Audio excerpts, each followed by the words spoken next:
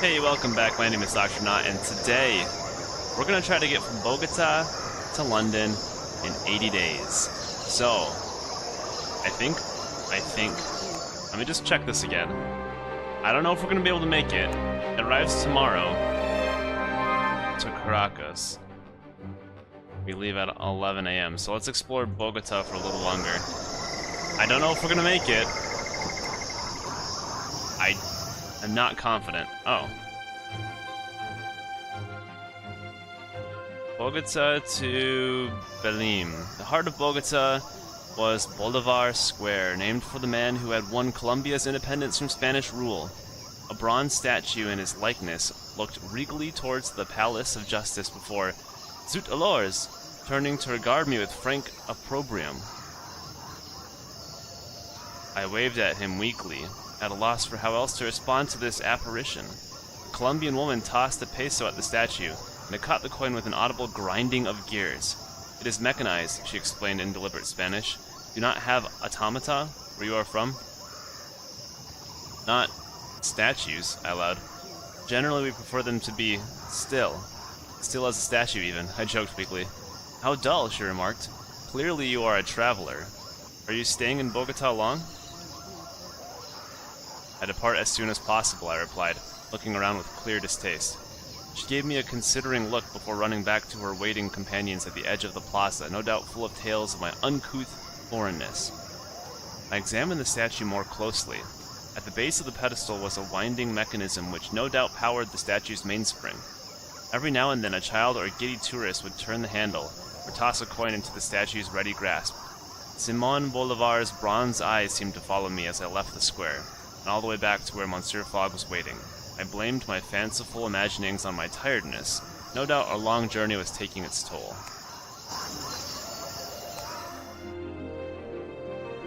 Wait, it's still the same day. I have to stay at the hotel, because I just explored. Boink. Okay. We passed an anxious night. With our 80-day deadline looming, every sunset seemed to carry extra weight. Before turning in for the night, I went to stretch my legs, and very much enjoyed my distance from Monsieur Fogg. When I returned, I felt in much finer fettle. So what is this one? Arrives Wednesday. No, we have to go to Caracas. We have to go. This physical restorative set is keeping us alive. We're actually in the 90s here, which is surprising. What? Anhinga. We boarded the regular shuttle service to Caracas from the city center. Our transport was the Anhinga, a tram-sized mechanical bird with jet-black metal feathers and a curved wooden beak painted a lurid yellow. A double row of 12 seats were riveted to its back, and our luggage was suspended below its vast boilers. I leaned forward as we took off, eager not to miss a moment of our flight. The Anhinga's engines rumbled to life. It leapt into the air smoothly and began to beat its powerful wings. The buildings of Bogota gave way to lush greenery. The dense forest of the Amazon rolled away to the south, an ocean of shadowed green rippling into the distance. We pulled northeast, but it was almost evening before the Atlantic Ocean and our destination came into view.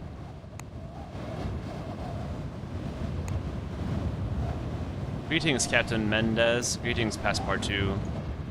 I need to know about Caracas. My friend, there are matters I can't talk about. I don't want to go south. Freetown? Where is Freetown? Is that in, like, Haiti or something? Let's see. Indeed, my aunt once took the Maiqueta from Caracas to Freetown, but answer me this. What a way to fly, eh? Yes. Take some people funny, but not you. The British Navy anti-slave squadron is based in Freetown. Can we get to Dakar? Absolutely, one can travel by the Hamani gyrocopter from Freetown to Dakar. Excuse me, I am needed elsewhere. You want to play some cards? Most generous. Alright. For instance, the fastest way to Dakar from here is through Freetown. I know that. I have heard it is a town founded by ex-slaves. Alright. And Porto Novo. Here's the scuttlebutt. The quickest way to Porto Novo from here is via Bogota. Okay, so that's definitely not in the right direction. Goodbye. But this is what I wanted. Where's Freetown? Oh, that's in Africa. Oh, I was thinking it was up here. That's probably what we're gonna try doing. We landed softly in Caracas as the sun set. A hydraulic hiss and spit of gears as the Anhinga's engines began to cool. I leapt acrobatically from the bird, full of cheer and vim.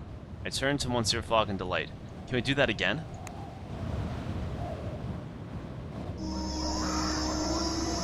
Oh, we can it? Just 160, but we need the money, and we're not going to Ascension. We already passed that. We need the money.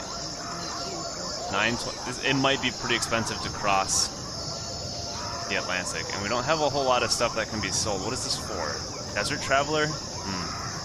Might be crossing the desert. Let's take a look as to how long does it take to get to Freetown? Wednesday and it's Saturday. Ooh, we're pushing it. This is $1,300 or pounds.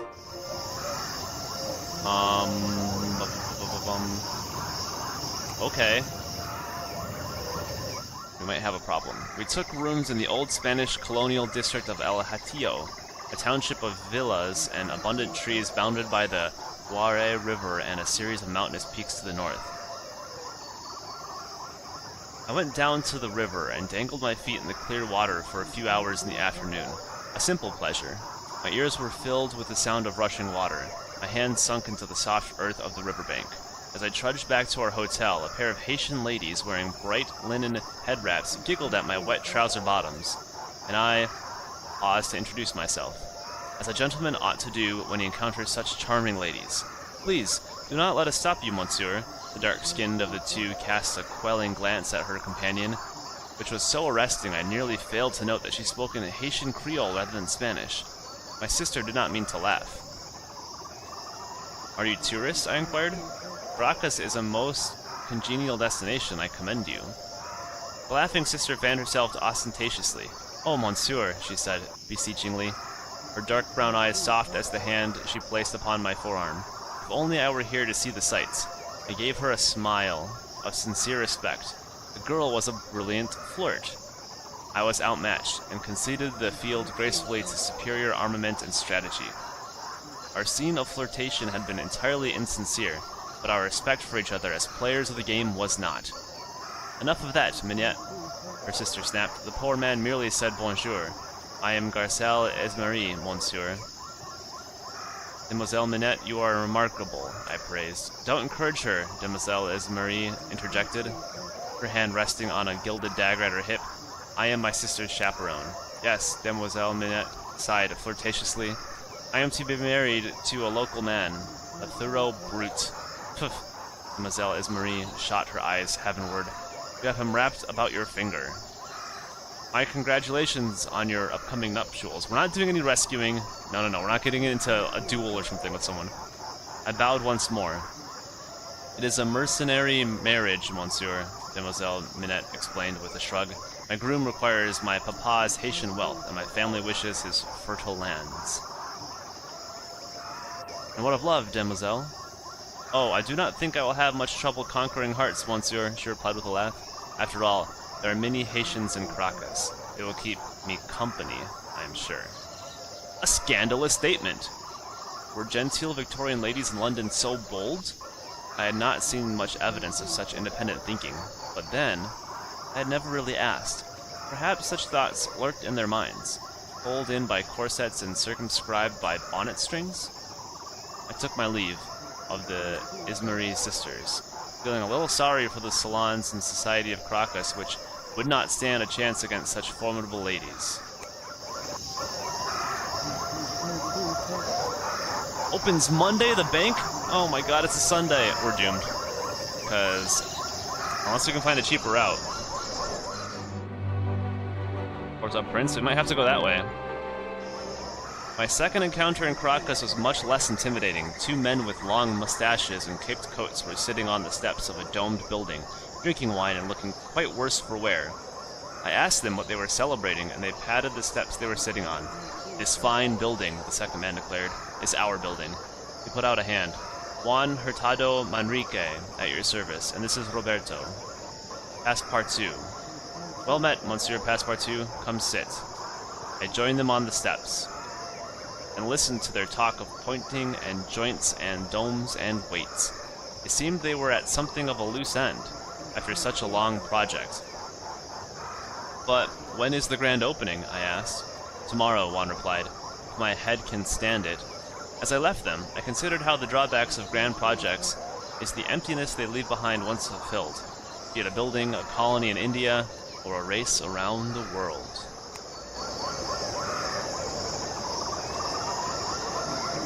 Let's see what we've got up north, because we cannot afford to do that. 85. Okay, that's better. Still arrives Wednesday. Departs in 3 days. No. They're asking for 950?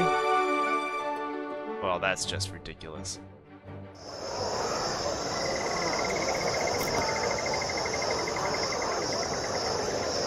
Let's see, what do I have here? I don't have anything worth anything. Sell 950. See if I could even. Where's Tangier? If I could make it to Tunisia, then I could sprint home. But we might be at a loss, folks. Alright. We're gonna go to the bank. Yeah, we have to. Oh boy. Another night, and the clock was forever ticking upwards. We took a room and settled in, and I spent a while talking to the hotelier to find out what I could, hearing from him that there is neither bank nor market in Belém, a most interesting snippet. Okay, as long as there are here. We've got to get to 9 a.m. Monsieur Fogg looked quite resolved. We must once again make a demand upon the bank, I fear, he declared. I regarded the manager of the bank, we answered, a small man who greeted us with practiced glee. 1,000 pounds tomorrow, I declared. The manager made a note. I will need to talk to the London branch to confirm, you understand, he explained. The funds will be ready tomorrow morning.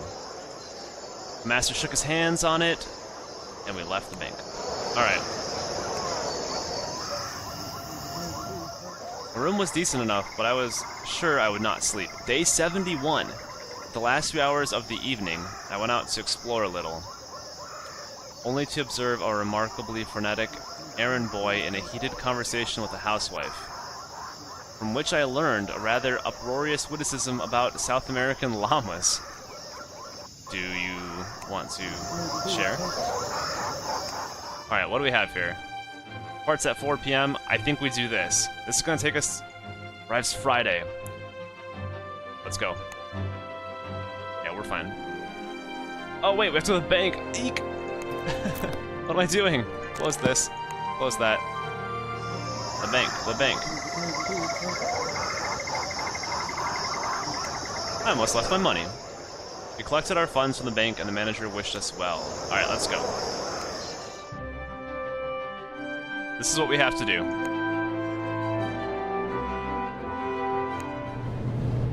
Maqueta. We'll get to Africa, maybe. Hopefully, maybe back to Europe. We found an airship that sailed late in the evening and clambered aboard. Greetings, Captain. Passepartout, how are you faring? Tell me about the Freetown to Dakar route. You ask too much of me, really. How about Timbuktu? No idea, but now I hear Timbuktu is a good place to trade in West Africa. But answer me this, are you looking forward to going home? Hardly. I think you underestimate the value of a good home. Yeah. Alright, let's play a little bit and learn more about Timbuktu. I heard the Tuareg controlled Timbuktu. Okay. Timbuktu to Machu Picchu, you're right. How about Marrakesh? No idea, but now, Gemma El Fna is one of the busiest market squares in Africa.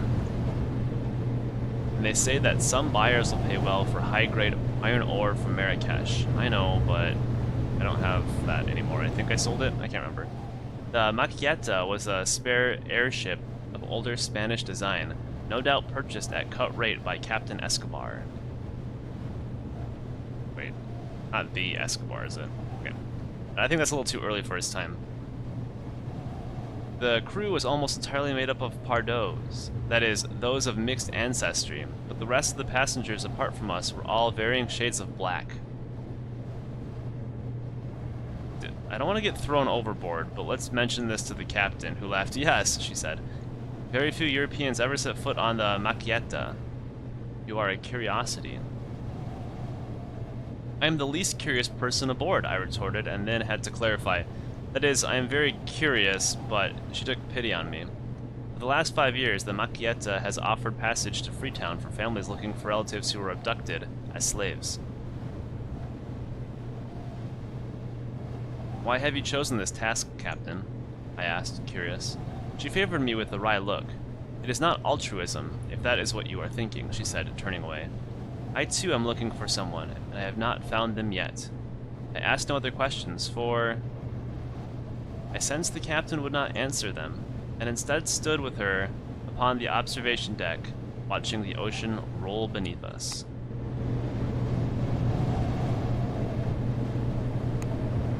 No, I don't want to talk to Fogg. How's the journey going? Day 71, I believe. Now it's 72, buddy. There are only a few days remaining. Did you know Marrakesh can be reached from Freetown aboard the Charlotte? Who knows who controls Timbuktu? It changes every 5 minutes, or so it seems. Very good. Freetown. Ooh, maybe we'll pass the car. So we can get up to... Was that Marrakesh? No doubt confused by our presence on board, the other passengers avoided us. All, that is, apart from Monsieur Sotillo, cornered me on the observation deck with a challenging look. Who are you looking for in Freetown? We are simply passing through. He looked at me blankly. You have not lost anyone? Only ourselves, I replied, and then regretted the remark, shaking my head. Forgive me. It has been a long and tiring journey. We are, you see, going around the world. He barked a short, mirthless laugh in response and leaned closer. If I find my son, he said, I will go back to my home and hold him close and never leave again, and count my life a full one. I might do the same were I you. Monsieur Sotillo smiled slowly. Maybe you would. I do not know whether to envy you or pity you. Do not ask, my friends, whether Monsieur Sotillo ever found his son. I do not know, for we did not meet after landing. I have my hopes, however, and hold them close still.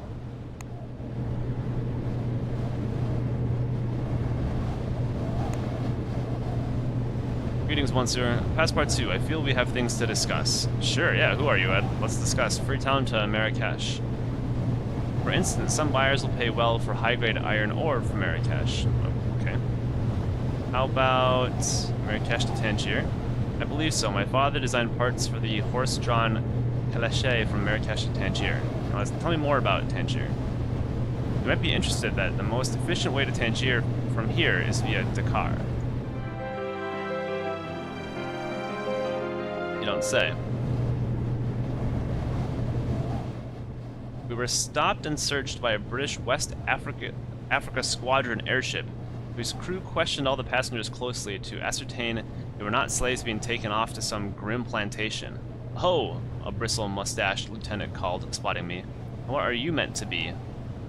I replied haughtily, am a valet. He's a passenger, Edwards, Captain Escobar interjected wearily. Please do not harass him. Lieutenant Edwards seemed torn between performing the courtesies afforded to a lady and his scorn for her trousers and cutaway coat. Madame, stand back. You know this fellow, Captain? I crossed my arms. Surely they know you are no slaver. Oh, they know, she rolled her eyes. The West Africa Squadron merely find it awkward not to be the only heroes dashing about, and hope to plague me into returning home to take up embroidery. Or get decently married, the lieutenant mumbled. Is he turning red? You have an admirer, Captain, I cried, delighted at his deepening flush. Ha! Captain Escobar exhaled like a whip crack. He's just a pompous boy, and I have far more important matters on my mind. The poor lieutenant opened his mouth and closed it again. I believe he's blowing you a kiss, I remarked to Escobar. She rolled her eyes. Come along now. I have a ship to run. Thus embarrassed, the lieutenant and his troops wrapped up their search with admirable efficiency, and we continued on our way to Freetown, free of his lovelorn harassment.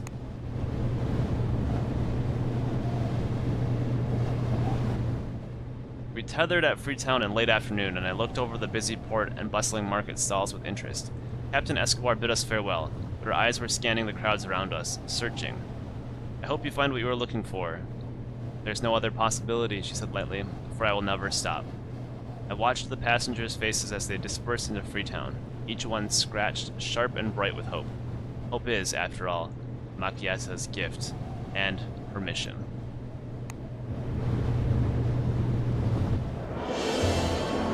It seems we can complete our desert outfit here. Yeah, sure, but can we afford to even go anywhere? Like, what's this? 190. When does it leave? Tomorrow at 9 a.m. Alright, this is going straight across western part of the Sahara. I think we should grab that. 7 pounds.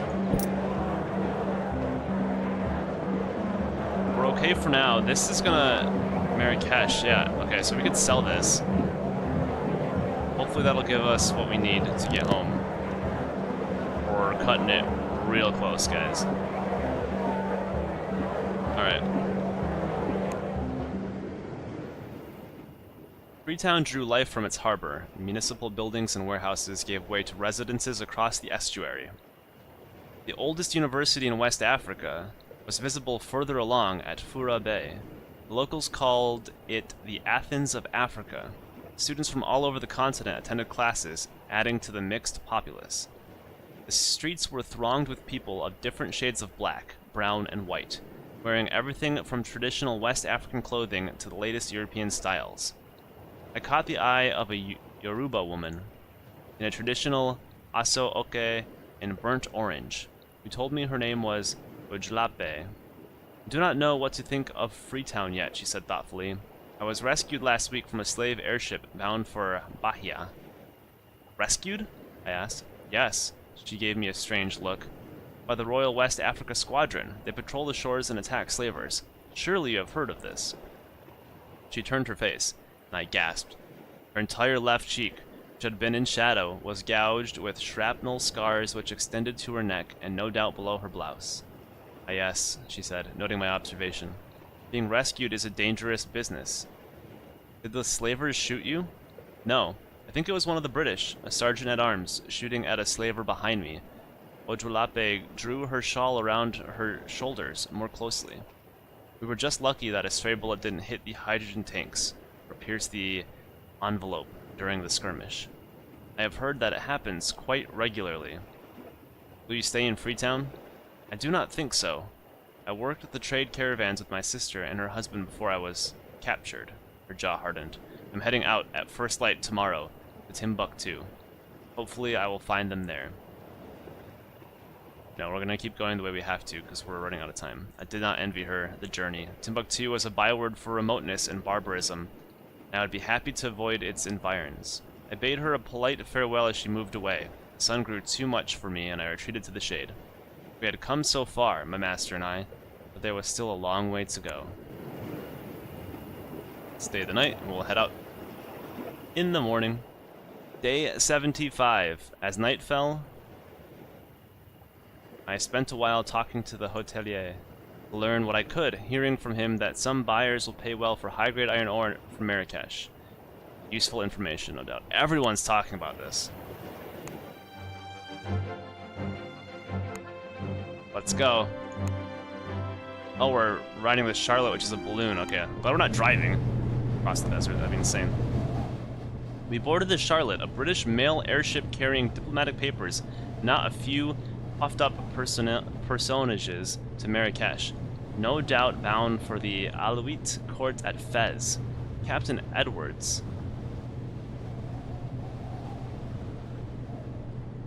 What? Looked a little worse for drink, but still commanded the ship admirably and seemed quite steady on his feet. Monsieur Fogg took against him for some obscure reason and retired to his cabin for the entirety of the journey. Alright. Greetings, Captain Edwards. Good day to you, Monsieur Passepartout. How about this Marrakesh to Tangier thing? Did you realize that you can get to Lisbon from Tangier by private car, but the journey is a tiring one? Okay. Goodness, but I can't tell you what I don't know for certain. Alright, let's play some cards. Tell me more about Lisbon, dude. I choose not to get into discussions about such things. Hi. Lisbon to London? Absolutely. My mother saw the opening of the Madre de Deus from Lisbon to London. Why would... Okay, I know the fastest way to London from here is through Tangier. Perfect. There's Tangier. Lisbon. Oh my gosh.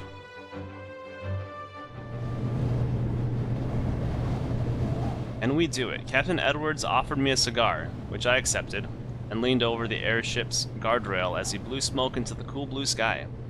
That Fogg's something of a cold fish, isn't he? Very much in the old style. He does have a heart, I assured him, though he does not show it easily. He's lucky to have your service, Captain Edwards observed. A man can be judged by those around him, and you do him credit. The ship rocked as we dropped tether at the docking station outside Marrakesh's ancient fortified walls. Captain Edwards wished me well as we disembarked, but entirely ignored Monsieur Fogg, much to my master's consternation. The city's minareted skyline was veiled in a sandy haze, and the air around was scented unmistakably with bitter-sweet orange and cinnamon. We have to hit this market. We have to get this thing sold. Come on. That's it? Uh-oh. Alright, we're not traveling in the desert anymore. We're getting rid of all this.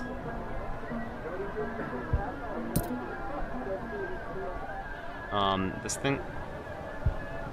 Oh, I hope we have enough money for these last few, legs here. Let's, I don't think we need that either. But now we're down to 1, so I might as well keep it. Don't need this. Okay. What are we looking at in terms of leaving here? Tangier arrives tomorrow. It's only 53 bucks. 53 pounds, rather. Alright, we can do it. If each one of these takes a day or so, we'll get there just in time. So it departs tomorrow. Let's stay at the hotel. Though no longer the Alouette capital, Marrakesh was a city touched by glory. Enormous fortified walls encircled the old city, with trading settlements clinging to the outer ramparts. European factories and customs houses ruled the docks, fat and prospering from the vast revenue of the port's imports and exports. I made friends with a young city guard, patrolling the vast gardens and courtyards of the Bahia Palace. He was a clear-eyed, nervous man by the name of Jamil. Have you ever, he asked me, been in love? It depends what you mean by love. He squinted at me. Love, he declared incredulously. When you would give up anything to make someone happy. When their happiness matters more than your own. Ah, then... Yes, I have, I said. I will not record my full response here. Some parts of a man's soul must remain unpublished. Jamil looked at his leather boots for a long time. I am in love with my commander, he said in a rush before dragging his eyes up to mine. Do you think I should tell him? How does he feel? I do not know, he replied wildly. You think it is possible for a man to love above his station, to defy social convention? Of course, I said. We do not control who we love, after all. That does not mean it will be easy. I only know, he said, his voice desperate, that I love, and that denying it is as impossible as admitting it to him. Jamil shook himself suddenly. You are the first person I have ever told this to. How strange it is. I thank you for listening. I thought much on his words as I walked through the ochre city, but came to few conclusions. It was day 76. We had barely 100 hours remaining to return home.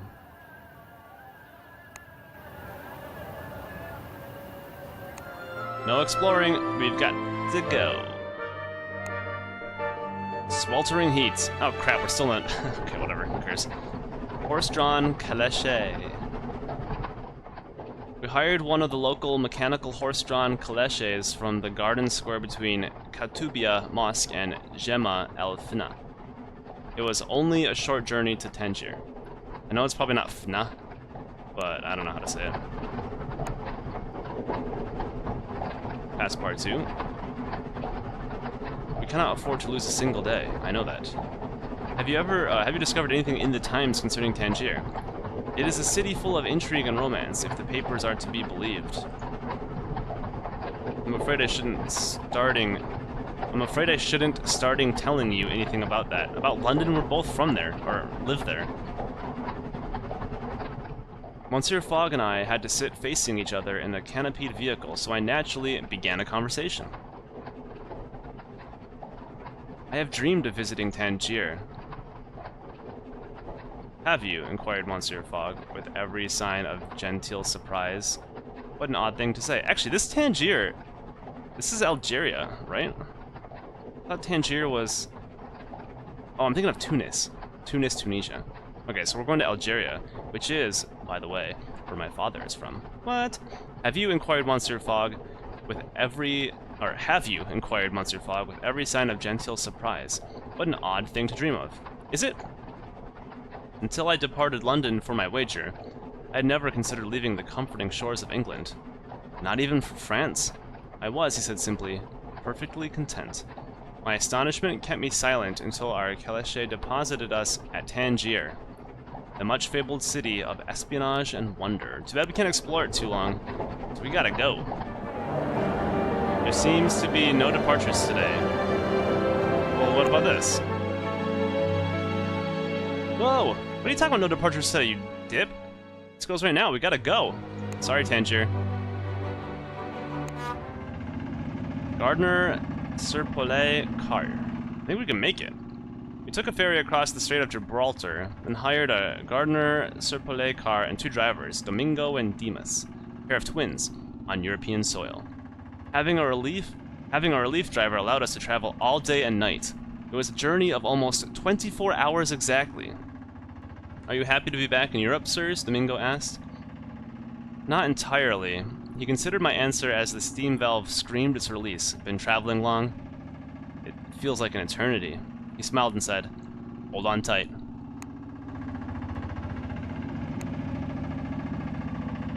Greetings, hello! Greetings, Passepartout.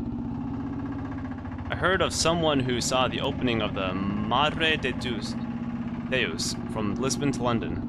Tell me more? No, you tell me more. It's possible to go from London to Snowdon? It seems unlikely to me. Now anyway. Meet any spies in Tangier? Yes.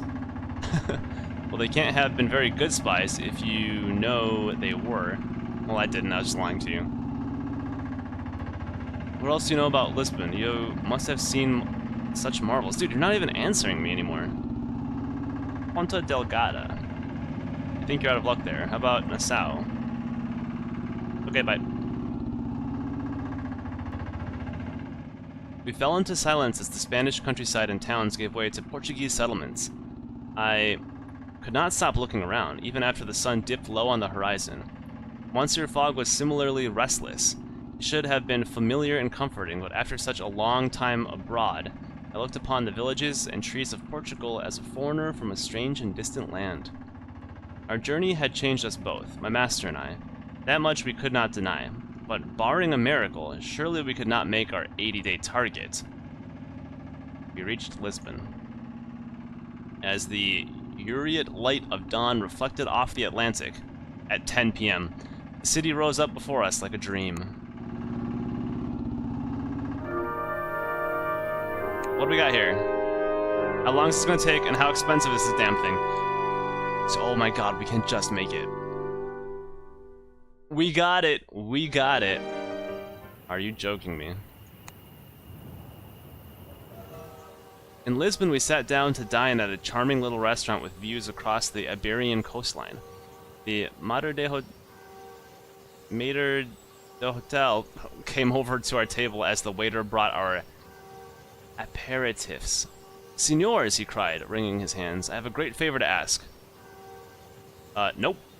Oh, well, ask it already, man, I replied, my stomach rumbling ominously.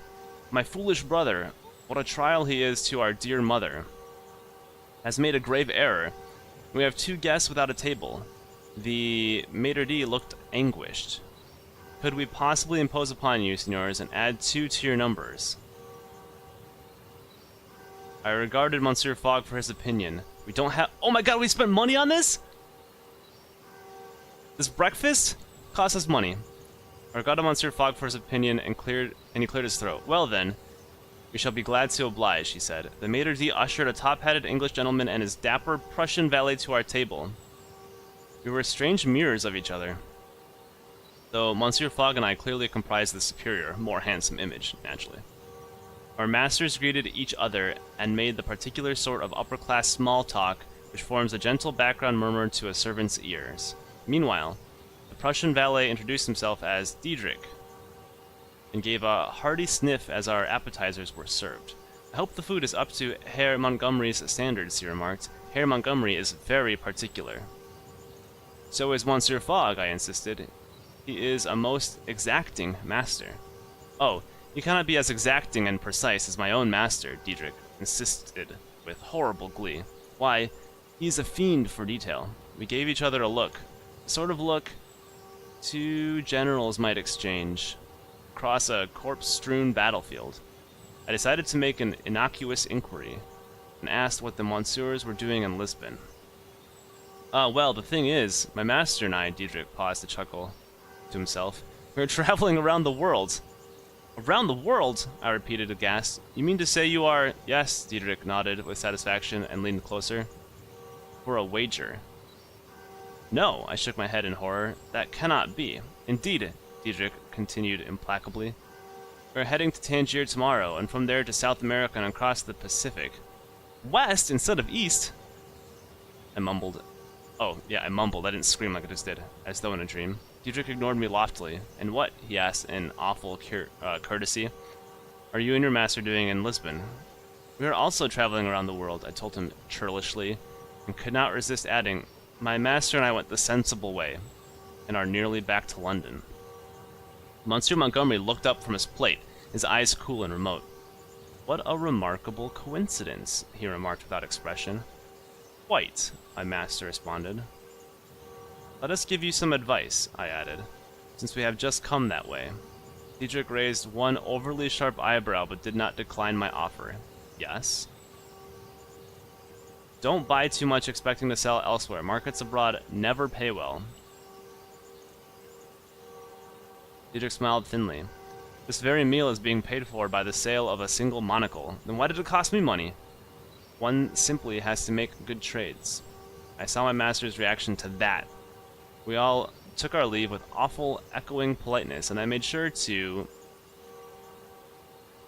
press Diedrich's hand with particular firmness as we parted. I think we understood each other, valet to valet. You seem discomfited, Passepartout, my master remarked with the barest hint of a smile. I do not like that, Monsieur Montgomery, I told him. You do not seem quite cold and distant to you.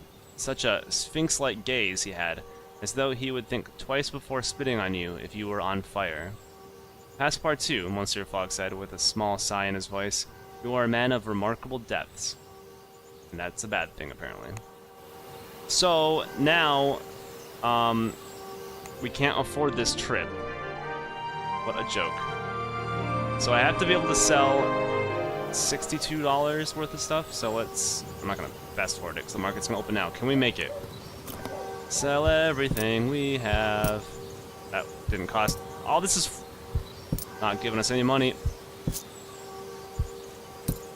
Oh my god, did that give us it? Oh, we got it. Boom, shakalaka. Let's go home. Madre de Deus. Let's go. We left Lisbon aboard the Madre de Deus, an old Torres Quevedo airship with a belly full of Algarve oranges and early season cherries. But even such juiciness could not turn my eyes from the prize. Barring storms, side winds, pirates, fires, explosions, escaped criminals, or any other such, London was now finally within our reach, and all those things are going to happen here. Just wait. There you are. Did you learn anything in the paper that might help in London? Oh yes? What? Do you think we will return to the Reform Club in time? Day 77, as I'm sure you are aware, the timing is tight. And let's randomly ask about Bucharest. I know that one can travel aboard the freight train from Bucharest to Odessa. Very good. In case we needed this piece of information.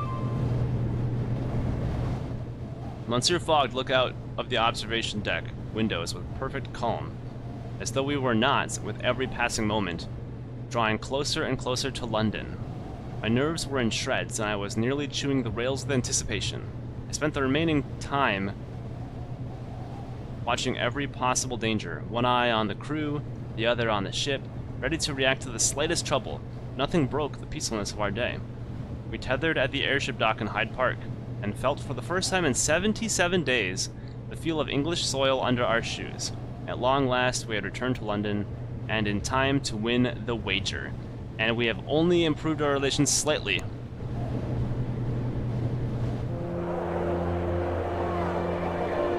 Let's return and see what goes down here. I seized my master by the collar and threw him into one of the steam carriages idling on the banks of the Serpentine in Hyde Park. There is no need for such unseemly haste, Passepartout, my master noted, but I was a man possessed.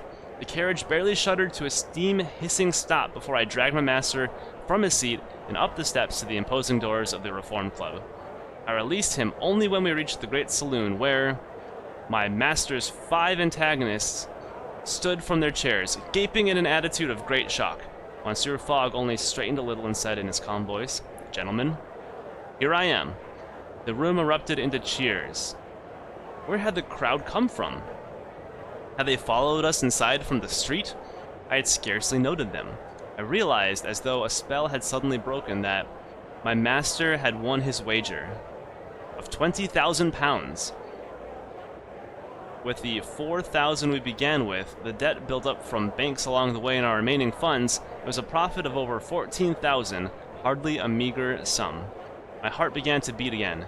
I saw for the first time crowds who had forced their way into the club to witness the momentous occasion.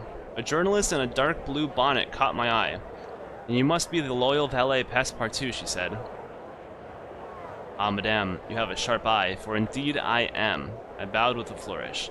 All of London has been feverishly following Phileas Fogg's progress in the papers. She swept her gaze over me and scribbled furiously in her notebook.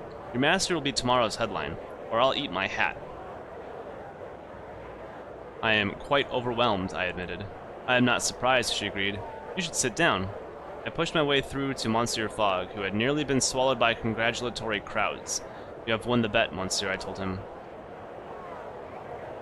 and seized my master by the hand and shook it as though we were two equals, and not merely a master and a servant. Monsieur Fogg pressed my hand warmly, and did not remark even once upon the impropriety of my gesture. Indeed, though his cool gaze did not so much as waver or soften, I believe he welcomed the chance to shake my hand. "Any gentleman would be fortunate to call you his valet. You have been a worthy companion to me, besides," Monsieur Fogg said, and I knew that, from him, there could be no higher praise. "Mr. Fogg, Mr. Fogg!" the blue-bonneted journalist cried, interrupting our conversation. "What next for the great adventurer Phileas Fogg and his loyal valet Passepartout?" My master looked at me. "Why?" I replied. "To the moon, of course." I looked around at faces of the assembled crowd and quirked an eyebrow. "Anyone care to make a wager?" Monsieur Fogg refrained from rolling his eyes. "I believe," he said with great deliberation, "that tonight I will have supper and go to bed. Come, Passepartout, it grows late." "Yes, Monsieur Fogg," I said, and followed. "Your journey around the world is complete." Celebrated Englishman Phileas Fogg wins round-the-world wager. Journey completed in 77 days despite balloon crash off coast of Australia. Begging to survive and captured by Captain Nemo. 24 cities. Traveled 34,919 miles. We did airships most of the time.